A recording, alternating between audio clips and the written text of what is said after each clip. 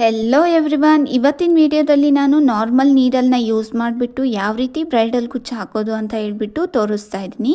ಈ ಡಿಸೈನಿಗೆ ನಾನು ring ಬೀಡ್ಸ್ನ use ಮಾಡ್ತಾ ಇದ್ದೀನಿ ಮತ್ತು 8 ಸ್ಟ್ಯಾಂಡ್ಸ್ ಆಫ್ ಸಿಲ್ಕ್ ಥ್ರೆಡ್ನ ನಾರ್ಮಲ್ ನೀಡಲ್ ಐಗೆ ಹಾಕಿಬಿಟ್ಟು ಒಂದು ನಾಟ್ ಹಾಕಿ ಇಟ್ಟಿದ್ದೀನಿ. ಯಾವ ರೀತಿ ಸ್ಟಾರ್ಟ್ ಮಾಡೋದು ಅಂತ ಹೇಳ್ಬಿಟ್ಟು ತೋರಿಸ್ತಾ ಇದ್ದೀನಿ. 8 ಸ್ಟ್ಯಾಂಡ್ಸ್ ಆಫ್ ಸಿಲ್ಕ್ ಥ್ರೆಡ್ನ ನಾನು ರಿಂಗ್ ಬೀಡ್ಸ್ ಒಳಗೆ ಸೇರಿಸ್ಕೊಳ್ತೀನಿ. ನಂತರ ನಾನು 8 ಸ್ಟ್ಯಾಂಡ್ಸ್ ಆಫ್ ಸಿಲ್ಕ್ ಥ್ರೆಡ್ ಒಳಗೆ ಸೂಜಿನ ಹಾಕಿಬಿಟ್ಟು ಥ್ರೆಡ್ ಎಲ್ಲ ಒಂದೇ ಸಮ ಕೂರೋ ಥರ ನೋಡ್ಕೊಳ್ತೀನಿ.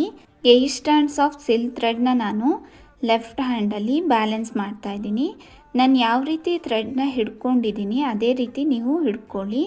ನೀಡಲ್ನ ಈ ಸೈಡಿಂದ ಪಾಸ್ ಮಾಡಬೇಕು. ಇವಾಗ ಒಂದು ಲಾಕ್ ಕ್ರಿಯೇಟ್ ಆದಂಗೆ ಆಗುತ್ತೆ, ಥ್ರೆಡ್ ಎಲ್ಲ ಕವರ್ ಆಗುತ್ತೆ ರಿಂಗ್ ಬೀಡ್ಸಿಗೆ. ಇವಾಗ ನಾನು ನೀಡಲ್ನ ಹಾಕ್ತಾ ಇದ್ದೀನಿ.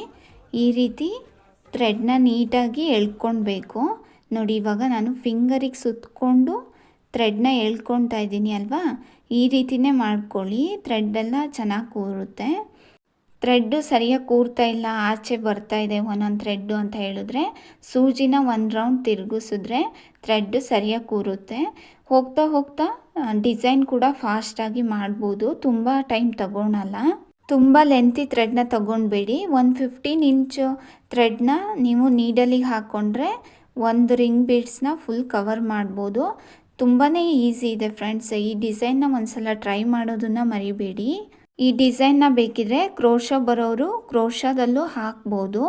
ನಮಗೆ ಕ್ರೋಶಾ ಬರಲ್ಲ ಅಂತ ಹೇಳಿದ್ರೆ ನಾರ್ಮಲ್ ನೀಡಲಿಂದ ಕೂಡ ಹಾಕ್ಬೋದು. ತುಂಬಾ ಈಸಿ ಇದೆ ನೋಡಿ ಫ್ರೆಂಡ್ಸ್. ಇವಾಗ ಫಿಂಗರಿಗೆ ಥ್ರೆಡ್ನ ಸ್ವಲ್ಪ ಸುತ್ತಕೊಂಡು ಇವಾಗ ನೀಡಲ್ನ ನಾನು ಪಾಸ್ ಮಾಡಿ ಥ್ರೆಡ್ನ ಸರಿ ಮಾಡ್ಕೊಳ್ತಾ ಇದ್ದೀನಿ.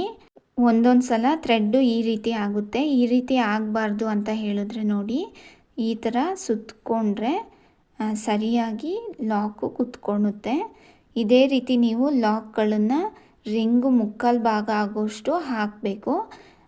ಫುಲ್ಲು ಹಾಕುವಂಥ ಅವಶ್ಯಕತೆ ಇಲ್ಲ. ಯಾಕೆ ಅಂತ ಹೇಳಿದ್ರೆ ನಾವು ಅಲ್ಲಿ ಕುಚ್ಚನ್ನ ಕಟ್ತೀವಿ. ಡಿಸೈನ್ ಯಾವ ರೀತಿ ಬಂದಿದೆ ಅಂತ ಹೇಳ್ಬಿಟ್ಟು ಕಮೆಂಟ್ ಬಾಕ್ಸಲ್ಲಿ ತಿಳಿಸಿ. ಇವಾಗ ನೋಡಿ, ನೀಡಲ್ನ ಲಾಸ್ಟ್ ನಾವು ಲಾಕ್ ಮಾಡಿದ್ವಿ ಅಲ್ಲ, ಅಲ್ಲಿ ಪಾಸ್ ಮಾಡಿಬಿಟ್ಟು ಒಂದು ನಾಟ್ನ ಹಾಕ್ಕೊಳ್ತೀನಿ. ಒಂದು ನಾಟ್ನ ಹಾಕಿಬಿಟ್ಟು ಥ್ರೆಡ್ನ ಟ್ರಿಮ್ ಮಾಡ್ಕೊಳ್ತೀನಿ. ಟ್ರಿಮ್ ಮಾಡಿಕೊಂಡು ನಾನು ಬ್ಯಾಕ್ ಸೈಡಿಗೆ ಗಮ್ ಪೇಸ್ಟ್ ಮಾಡ್ಕೊಳ್ತೀನಿ. ಪಾರ್ಟ್ ಸೆಕೆಂಡ್ ವಿಡಿಯೋದಲ್ಲಿ ಬೀಡ್ಸ್ಗಳನ್ನ ಯಾವ ರೀತಿ ಇನ್ಸರ್ಟ್ ಮಾಡೋದು ಅಂತ ಹೇಳ್ಬಿಟ್ಟು ತೋರಿಸ್ತೀನಿ. ಈ ವಿಡಿಯೋ ಇಷ್ಟ ಆದರೆ ಲೈಕ್ ಮಾಡಿ, ಶೇರ್ ಮಾಡಿ, ಕಮೆಂಟ್ ಮಾಡಿ ಆ್ಯಂಡ್ ಸಬ್ಸ್ಕ್ರೈಬ್ ಮಾಡೋದನ್ನು ಮರಿಬೇಡಿ. Thank you for watching.